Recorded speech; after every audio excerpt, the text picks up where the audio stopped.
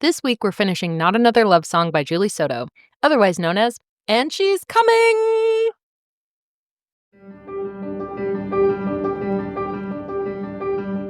Hi readers, I'm Jordan. And I'm Katie. And welcome to Not Another Heroine, the book pod where we celebrate the heroines we love and roast the ones we don't. We'll be your TBR FGMs. Fairy godmothers. And find you the best 5-star reads, the spiciest romance, and save you from the overhyped DNFs. So grab your favorite drink and get cozy. Welcome to Season 3.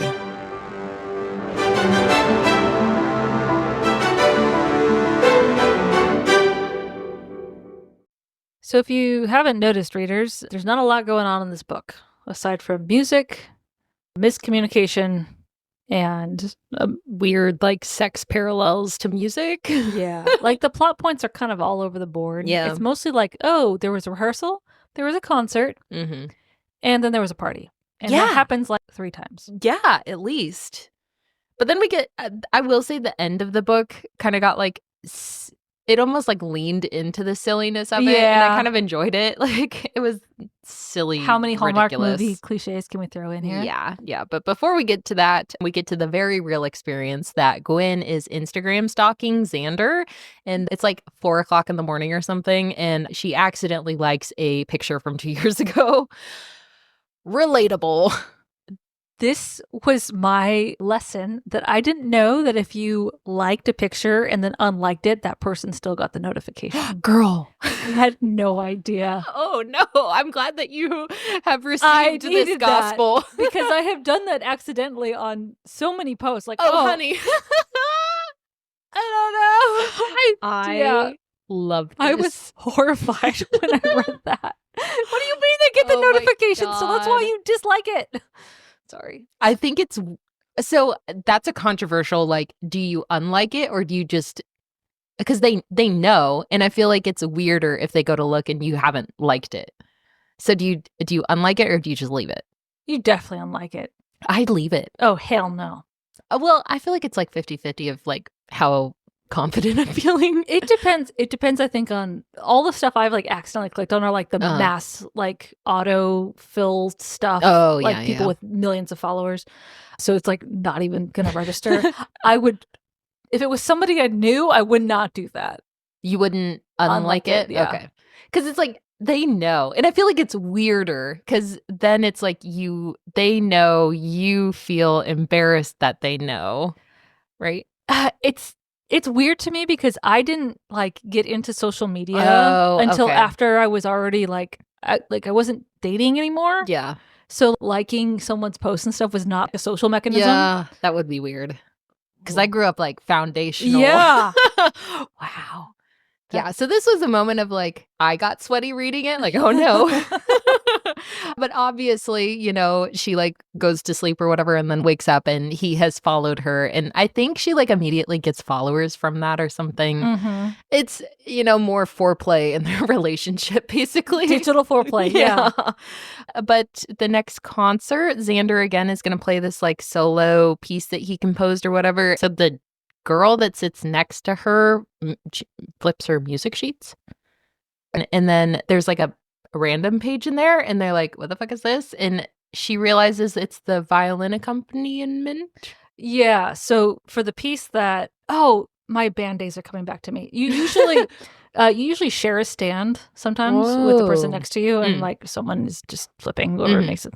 Yeah. Oh. But something I learned in this book is that the first chair violinist is also the concert master. Yeah, I didn't know that either. Yeah, I mean, I made the same noise. But they are in charge of also conducting and providing a bass line outside of the direct. It's a weird. I remember the conductors God. Yeah. Tell me what beat to play at. What am I doing? I have no frame of reference for all this. I'm taking it as oh yeah, that's true. My dear readers, if you are a band nerd like me, you will love this book. I can see that. There's so much you will that will resonate with you. Yeah. And then there's so much that you just don't want to remember. I get that. But then she has, I'm going to fuck up all of these terms. She has a couple seconds to figure out if she's going to play it or not, but she hasn't practiced it. So it's kind of Sight reading. Yeah. Oh, hell no. especially in front of like a crowd.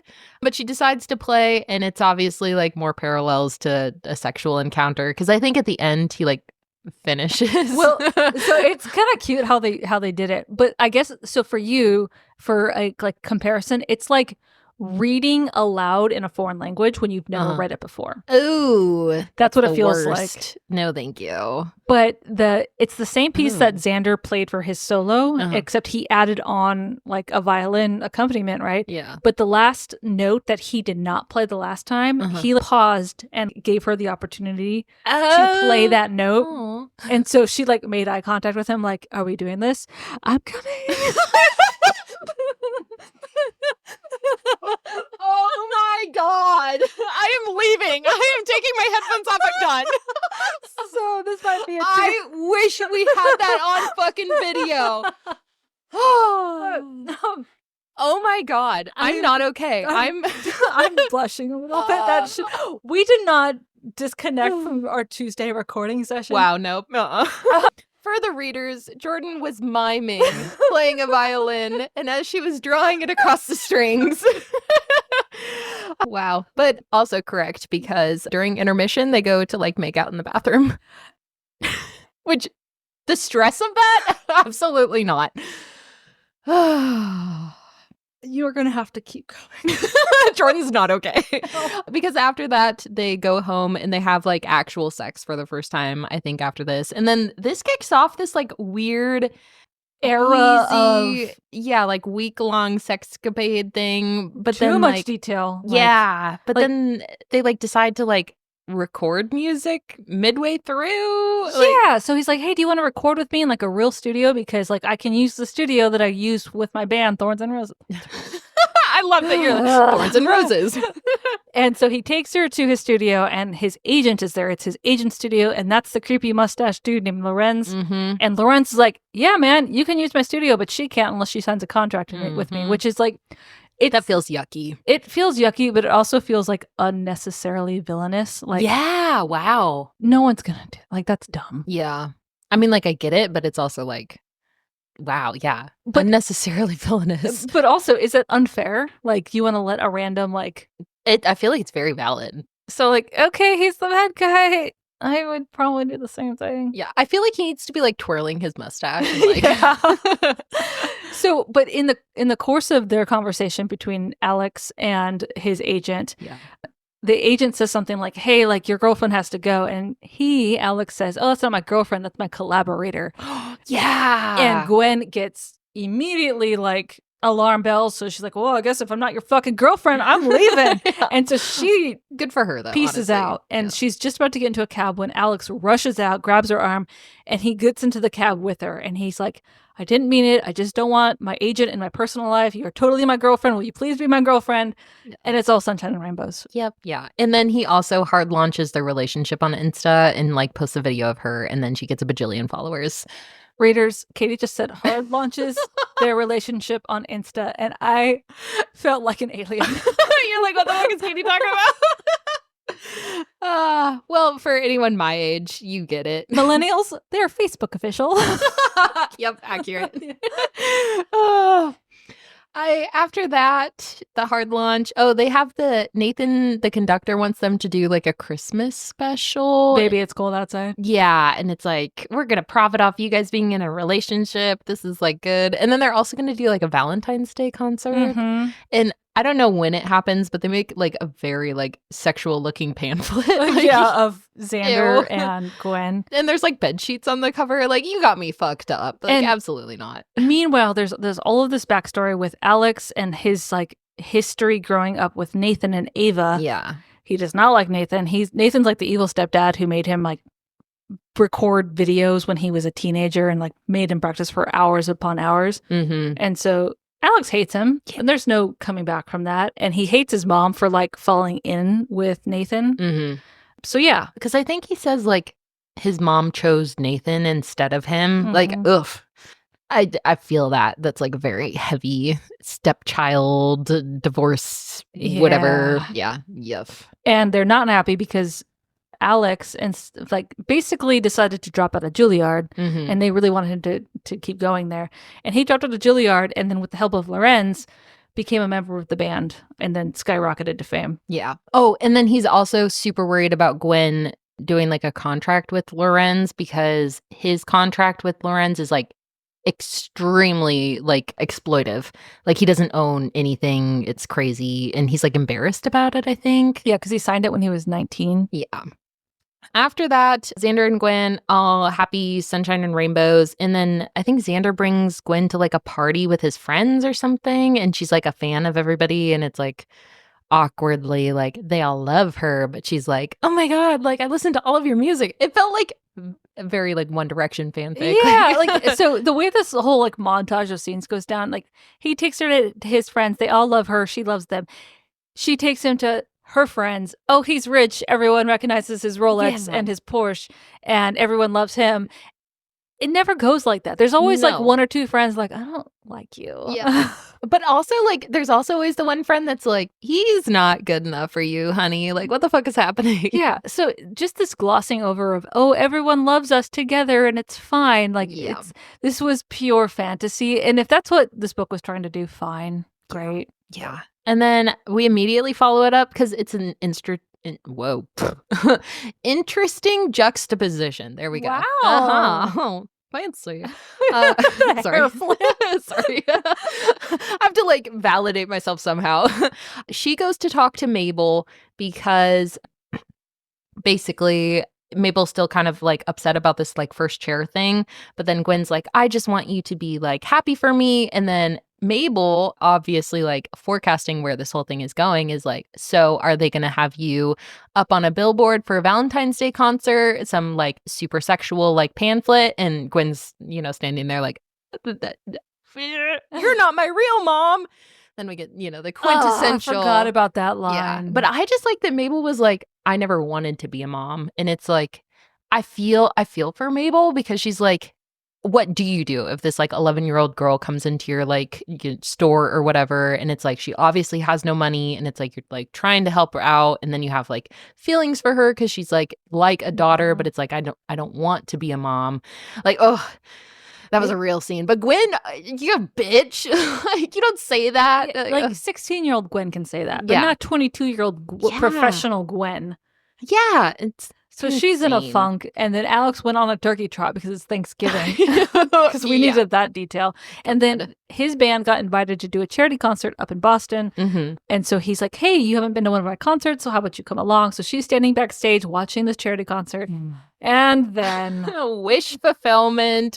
The violinist in their band, like, drags her on stage and like hands her his violin, and she starts playing the same set they were about to play, and everyone's going crazy. Gwen, we love you.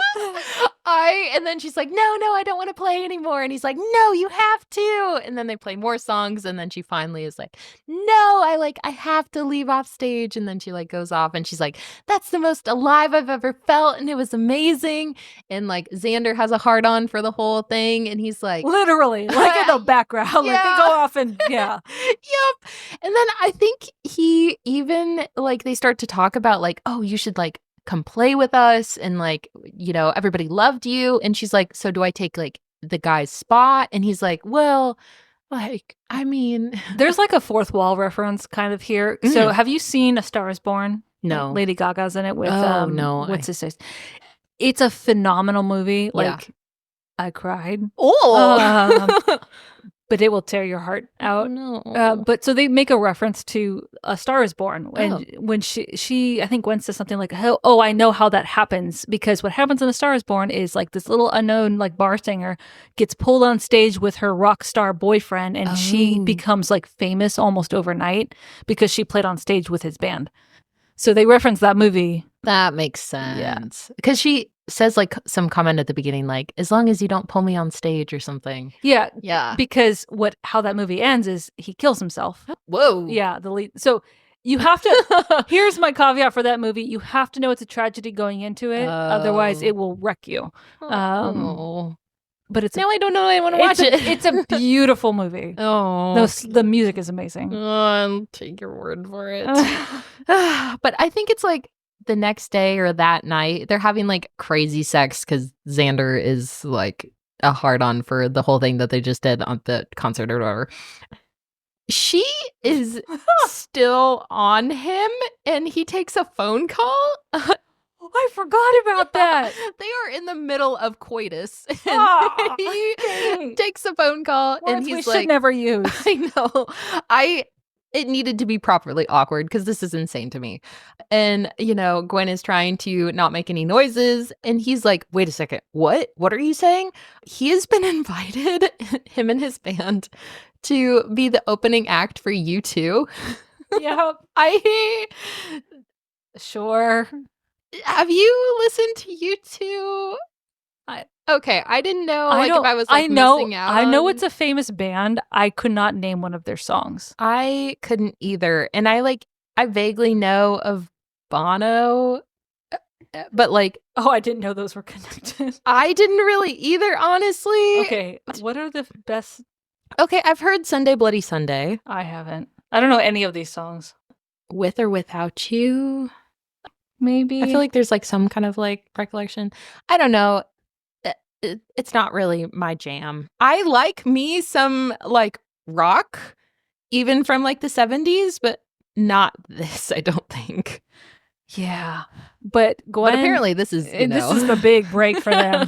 But Gwen and Alex get into this huge fight because their band is invited along with Gwen. Yeah. So Alex is like, no, it's an invitation for all of us and you have to come. And she's like, but the Pops. Yeah. I signed a contract with the Pops. And so did you, by the way. So we're gonna honor that thing because this is whole Gwen's shtick is like, oh, I signed a contract and I'm loyal to my contract and I follow the rules. They're my family. Anyway. So Alex is like, I am not giving up this opportunity.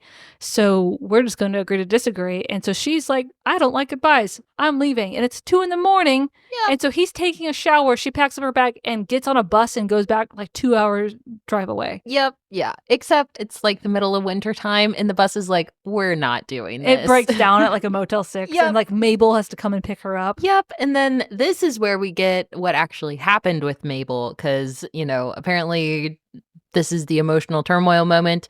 And Mabel reveals that her and Ava were working on a symphony or in an orchestra. Mm-hmm. I don't know the right word. They were working on something together. They got really far. It was really beautiful. And except Nathan didn't really want Ava to work on her own things compositions. And there was one moment where Ava got the chance to play one of these songs. And at the end, Nathan or Nate or whatever basically took credit and said mm-hmm. oh yeah, this was this beautiful thing that me and Ava worked on together. I really wish she had more opportunities to compose, but we're so busy with other things. Even though Ava did want to compose, but it's a controlling thing or whatever. Mm-hmm. And so basically Gwen now knows all of the drama and she's like, oh no, but I just told my boyfriend mm-hmm. I won't go on tour with U2 because the Pops, but they're horrible people, but also this is my job. And to say nothing of the fact that Alex is texting Gwen all night just to make sure she gets home and she's okay. And she doesn't respond at all once. Keep in mind that 3 pages prior to this, they're confessing their love to each other. Yep. Over and over again. They love each other. They want to stay together forever. They want to perform together. Yeah. And they have one disagreement over work. Yeah. And she runs away like yep. a child. Yep. He's actually checking up on her and she just ignores him. Nobody. Yep. No. Yep. Who does that except for children? Yep. It gets worse though because Lorenz comes into his hotel room and he's basically mustache-twirling. I know. The villain basically tells Xander you need to delete her phone number and block her. You don't want to talk to her either ever again because it's either her or the band. Mm-hmm. Ha ha ha ha. And Alex decides, yeah, okay. Yep. We'll be the band. Yep. My love doesn't mean anything. And then Gwen kind of has this nonsensical coming to Jesus moment where she's like, wow, it was stupid to turn down the opportunity to tour with U2. But she still decides to go play the final Christmas concert at the Pops. And so she also texts. I think that's after the Fly Across the Country thing. Is it before? It's before. After? Because she plays that piece before she flies. I thought it was after because that's why she got upset. At some point, 2 events happen. Yes. But what was even stranger to me is that Gwen, at 8 o'clock in the morning after she left Xander in a hotel, texts him back and says, hey, I made it back okay. Yeah. But the text doesn't go through because she's blocked. Yeah. Dumb. Yeah. Because Like, when did Lorenz, like, go into Alex's hotel room? So 2 events happen. One of the events is this, like, Christmas special that Alex is supposed to be playing at, but he's obviously, like, doing other things apparently, like, with you 2. The flight does happen first. Okay. Because I think that's why she's, like, so upset during it. Okay, but so she decides to spend all of her money to buy a plane ticket to LA where the, like, opening concert of U2, because I think there's, like, a 2-month interlude in between, whatever. So she decides, I'm going to go all in. I was an idiot. I should have left the Pops and gone with Alex. I love him. Like, we are, perfect for each other, which I also think is convenient that it happens, like, after he's getting all this good publicity for, like, the tour at, like, that's kind of interesting, but regardless, she flies across the country. She texts one of the bandmates and she's like, hey, like, can you have my name on a list? Like, I'm coming to visit you guys. And he, like, gives her a thumbs up or whatever. And then she, like, goes to the concert venue and she's, like, outside. So dumb. And she's like, I should be on the list. And the security guard is like, there's no list. You're not on the list. That's not a thing. And then a blacked out SUV pulls up and she gets kidnapped. And Lorenz is in it and she's like, oh, well, Alex must have arranged this for me. So he gets she's kidnapped. Girl. She is kidnapped by Lorenz. Girl. Again, that's a crime. Yeah, that's a felony. He takes her to the airport, drops her off, and so she pays another $2,000 with her non-existent money to get on a plane back to New York because they're gonna handhold her through the gate. Like, yep, yeah, because I think he like pays for it or something, but he's like, you're not gonna ruin this for Alex. Like, you're stupid. He's not gonna see you. He's like, moved on. Go back home and play for the Pops. And then this is when she, like, at the split second has enough time to get back and play this very emotional song he composed for her. It was a duet that they composed together. She played the violin piece only, and she played it so heartbreakingly, and it was on video. And then she quits in the middle of the concert. Crazy. Are you, like, this character goes from, like, fully committed, has to be early, really tied up into this whole, like, sense of, like, self and family for 4 years. Yeah, and then you're gonna tell me that this musician straight up quits a concert halfway through? Yeah, I feel like you should be blacklisted if you, like, do something. I also don't think that's a realistic move for any human. Yeah, like, that takes a lot of balls to be like, oh, there's 50 other people relying on me. It's not just about the conductor. It's about, like, oh, this other everyone in the band. Think about that. That's like never mind. I'm not going to say it because I'm going to sound stupid. What? I don't even know. Never mind. I was going to make a sports reference, but then I realized I don't have any sports to reference.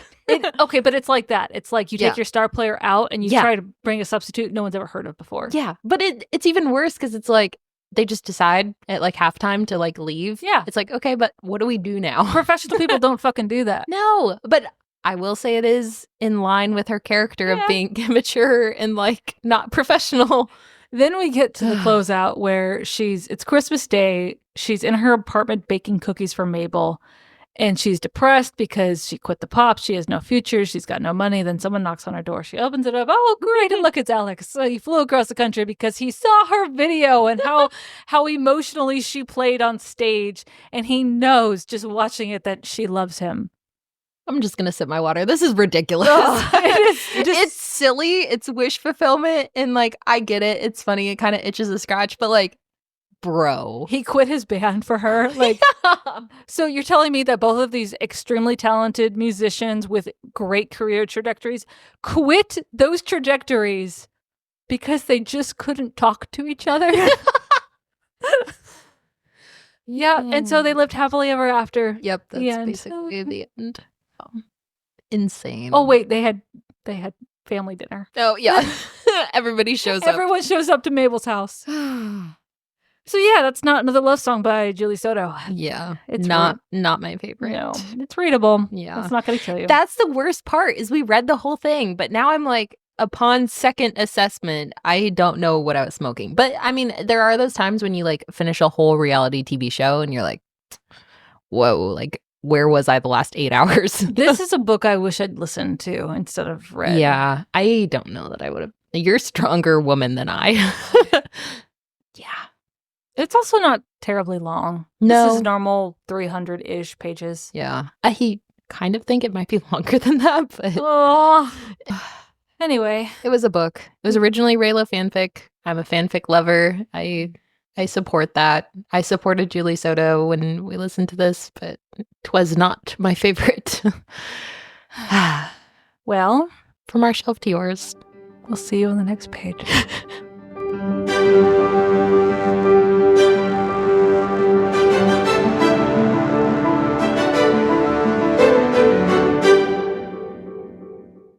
Hi, readers. Like what you've been hearing? Check out the Spice Archive at notanotherheroine.com to see all of our reviews and ratings.